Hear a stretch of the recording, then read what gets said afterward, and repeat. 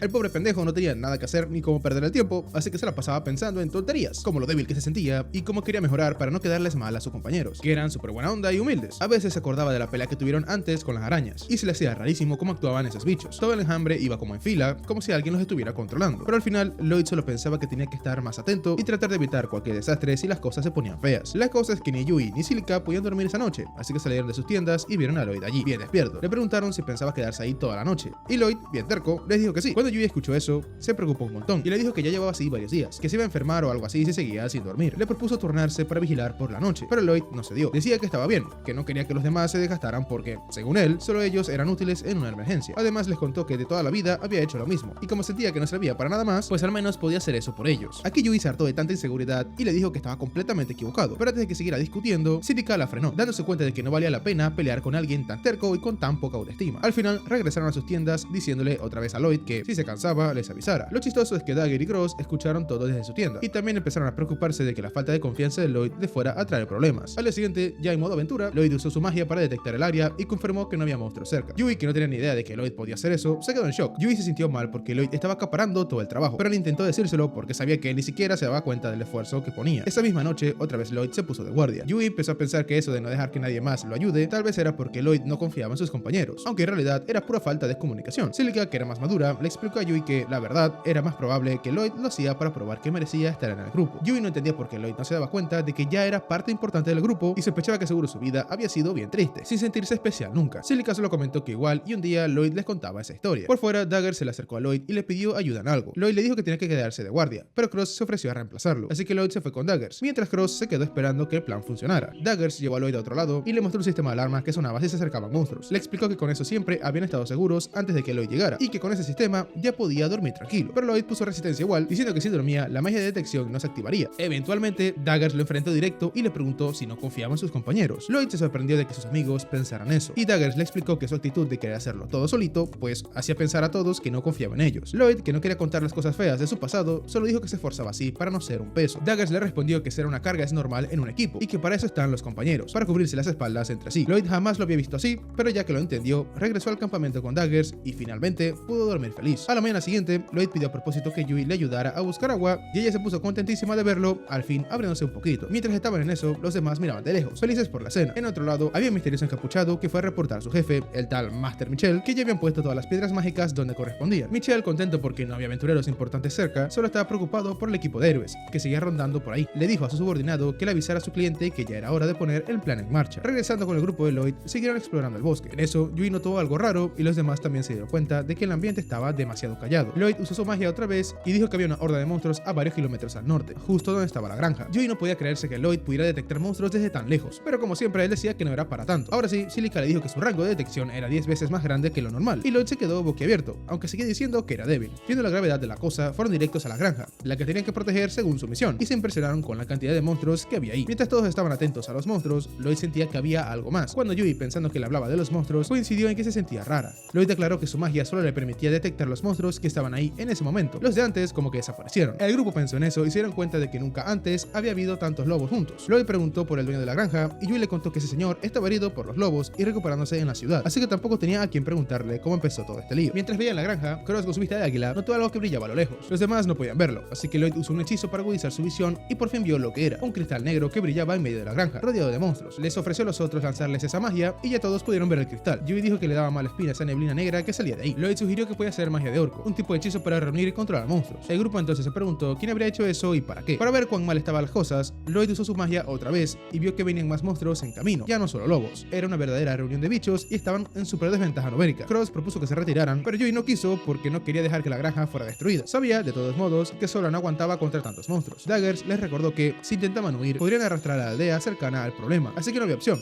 había que pelear. Lloyd les dijo que tenía un plan. Le preguntó a Cross si con su flecha podía romper el cristal, pero Cross le dijo que estaban demasiado lejos. Igual lo intentaron. Lloyd lanzó magia de apoyo sobre Cross, su arco y la flecha. Cuando Cross disparó, la flecha voló directo y rompió el cristal. Cross se sorprendió y le preguntó qué había hecho, y Lloyd le explicó la magia, aunque insistió que la puntería había sido mérito suyo. Cuando volvieron la vista a los monstruos, vieron que los lobos estaban peleando entre sí, justo como Lloyd esperaba, pero aunque rompieron el cristal, los otros monstruos siguen llegando, y ahí fue que la cosa se puso fea de verdad. Silica se puso al frente lista para atacar, pero Lloyd le dijo a todos que aún no era el momento. Confían tanto en Lloyd que aunque los bichos se acercaban peligrosamente, nadie desobedeció, y en el momento justo, Lloyd le puso magia de refuerzo a Silica y ella lanzó una bola de fuego enorme que destruyó a los monstruos. Silica le preguntó qué le había hecho y él le contó que había lanzado un montón de hechizos a la vez. Le preguntó si podría aguantar unas bolas de fuego más antes de cambiar a viento y Silica dijo que sí, así que Lloyd fue con Cross para reforzarla también. Le agarraron la mano, conectaron sus mentes y así Cross pudo ver a los monstruos a través del humo para poder dispararles. Luego al regresar con Silica, ella le dijo que ya estaba agotada. Lloyd le transfirió algo de su energía, quedando él súper cansado, pero se permitió que Silica usara el hechizo de viento. Ella apagó las llamas y luego colapsó ya sin fuerzas. Antes de caer, sus compañeros la tranquilizaron, diciendo que ellos se harían cargo del resto. Daggers y Yui terminaron la pelea y al final se reunieron otra vez. Yui agradeció a Lloyd por todo, pero ya saben cómo es él, insistió en que no era para tanto. Yui, ya acostumbrada a su baja autoestima, ni siquiera intentó convencerlo de lo contrario. Cuando intentó descansar, Lloyd soltó que tenían que regresar a la ciudad. Ella se quejó porque estaban exhaustos, pero le explicó que estaba seguro de que todo había sido planeado y que Ishtar estaba en peligro. Sin darse cuenta, habían caído en una trampa. Muchas gracias por ver el video. Por aquí te recomiendo algunos otros que también te podrían gustar. ¡Chao!